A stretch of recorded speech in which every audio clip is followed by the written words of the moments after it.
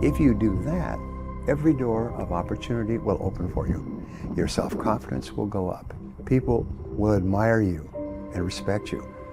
Your employers will open doors for you. It's the most amazing thing, and yet only 10% of the population knows this. What is really important is the person you have to become a self-made millionaire. You have to become a totally different human being. In order to achieve something you've never achieved before, you have to become someone you've never been before. I mean, it's the most amazing thing, and it is true, and it has been true for thousands of years, and it is the great secret of success. It basically starts off with yourself. It is your level of self-esteem, which translates into your level of self-confidence, is the starting point of success. If you like and respect yourself, you will set big goals for yourself. And if you like and respect yourself, you will persist longer, and you'll eventually succeed. And so how you feel, your emotions about yourself, is the starting point and the most important part of success. And so the goal of children, the goal of parents, is to raise children with high levels of self-confidence and self-esteem. Your goal as an adult is to build your own self-esteem, your own mental fitness. Like physical fitness requires physical exercise, mental fitness, feeling very positive about yourself and your life, requires mental exercise.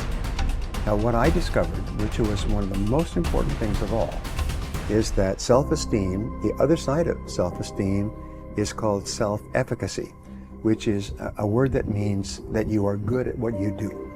So therefore, when you work to become better in your field, whatever you're doing, whether it's in school or in your job, you feel more confident and more positive about yourself. So the more you like yourself, the better you become. And the better you become, the more you like yourself. So you can actually get onto an upward spiral. Which brings us to your subject of success for young people.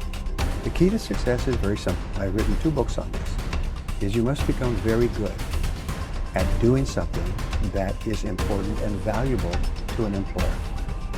You must become very good at it. There are no successful people who are average. And it takes a long time to become very good at something. Even if it's to be a gardener, or an interviewer, or a speaker. It takes a long time to become good at it. But you must be determined from the beginning to work extra hours to become very good at the work that you do. If you do that, every door of opportunity will open for you. Your self-confidence will go up. People will admire you and respect you. Your employers will open doors for you. It's the most amazing thing, and yet only 10% of the population knows this. One of the things that I learned, by the way, is that becoming a self-made millionaire is not the important thing. What is really important is the person you have to become a self-made millionaire. You have to become a totally different human being. One of my friends says that in order to achieve something you've never achieved before, you have to become someone you've never been before. And it's a really important insight, is the qualities that you need to develop, qualities on the inside to become a self-made millionaire, are incredible qualities that make you a vastly better person. Not only better in terms of character, determination, discipline, decision-making, strength, and so on, they make you a far better person. They round out your character in a far better way. So that the real payoff of becoming wealthy is not because you can eat more, because how many more meals can you eat? How many more clothes can you wear? But it's the kind of person that you become, and then the kind of people that you associate, the kind of life that you have. And so the things that we're going to talk about now, and I know that you're some of the smartest people in our country, so I'm going to give you these ideas very quickly, like dealing cards. What I found in my research is that there's a series of qualities that self-made millionaires have. If you have these qualities, your success is virtually guaranteed.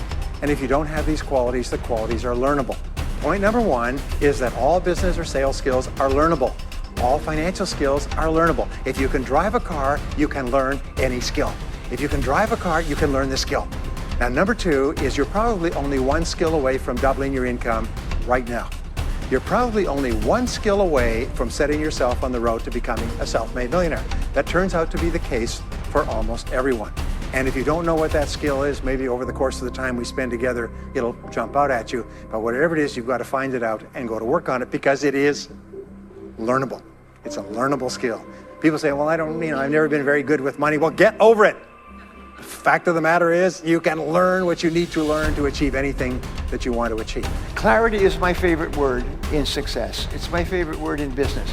I have done consulting for more than 1,000 corporations, large companies worldwide, companies like IBM and General Motors and PepsiCo and Bank of America. I mean, big companies. And I've also worked with more than 10,000 small and medium-sized companies. And what I found is in every single situation, problems occur when the company becomes unclear about what it is they're doing or how it is they're doing it. And so I've developed a program which is really just a fun program for me intellectually. It's called the 2-Day MBA. And it shows 10 different factors of a company. And these are the ones that I learned when I went to university, back to university in my 30s. And I find that all problems come from lack of clarity. What is your product? First question you ask. Who is your customer? What does your customer consider to be more valuable than anything else?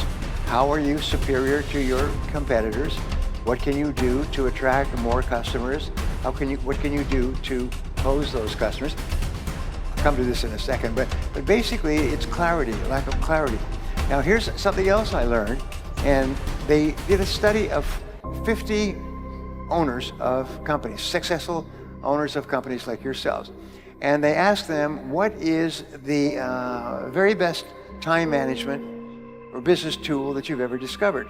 49 out of the 50 held up a yellow writing pad. Yellow writing pad, sort of like this. And this is what they did. This is how they planned their day. They made a list, to-do list. Today's date, they wrote down everything they had to do. They always work from a list. Always work from a list. Always work from a list. If you don't work from a list, it's very much like taking your hands off the wheel of your car, going down a winding road in the mountains. What happens is your life's going to go up and you're instantly going to start doing irrelevant and unimportant and useless things. And at the end of the day, you'll be exhausted and you'll accomplish nothing. In life, every person has a turning point, and the turning point comes when you set upon a major goal. When you decide upon a major goal, and since you're going to be working for money in business all your life, you might as well set a goal to earn a lot of money. You see, in life, you can earn a lot or you can earn a little. And if you have a choice, I recommend to you that you choose a lot, okay? Because if you don't choose a lot, by default, you automatically get a little. And this 80% of the population out there is wandering around and complaining about successful people, life's not fair, and so on.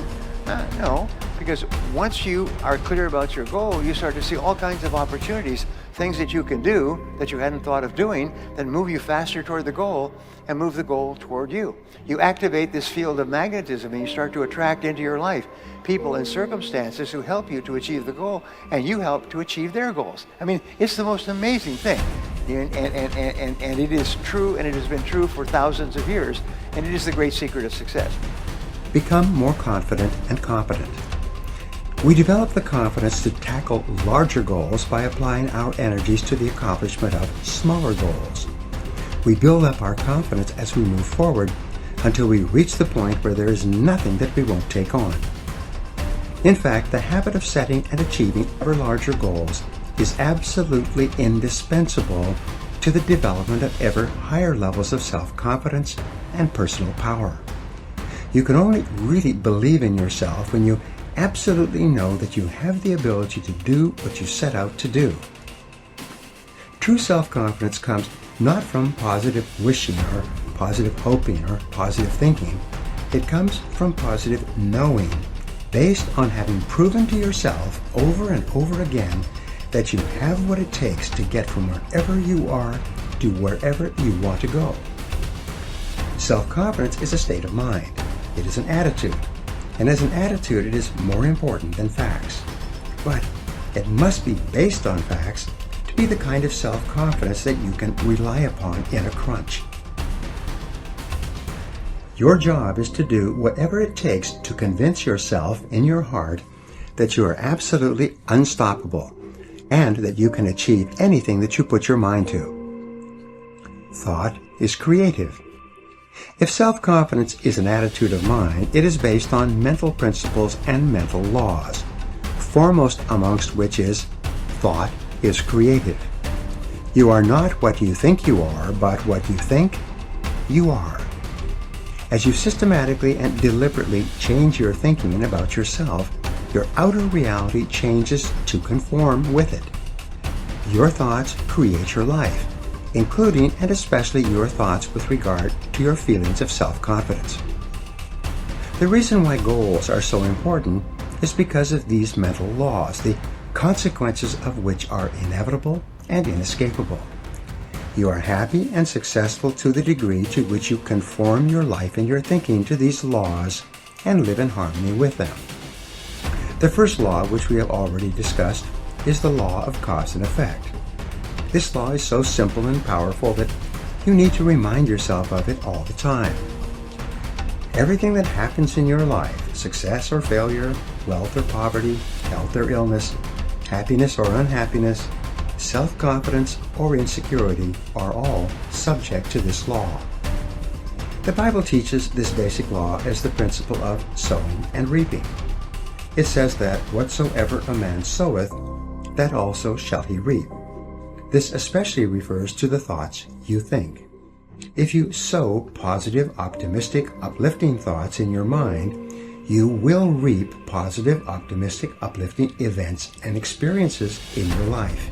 And it cannot be otherwise. If you sow clear goals and objectives in your mind, you will reap clear results and rewards in your outer life. The law of attraction. A corollary of the law of cause and effect is the law of attraction. This is one of the most important of all mental laws in explaining what happens to you. This law says that like attracts like. It says that you inevitably attract into your life the people, ideas, circumstances, and opportunities that are in harmony with your dominant thoughts. Just like a magnet attracts iron filings, you attract whatever is consistent with whatever you are thinking about most of the time. Because this is a law, you cannot think one thing and attract something else. Whatever you are thinking about most of the time, you are drawing into your life from all directions. This is why fuzzy goals bring fuzzy results. Clear goals bring clear results. And since your level of self-confidence is directly tied to how effective you feel you are in achieving your goals, it's very important that you know exactly what it is you want and that you think of nothing else.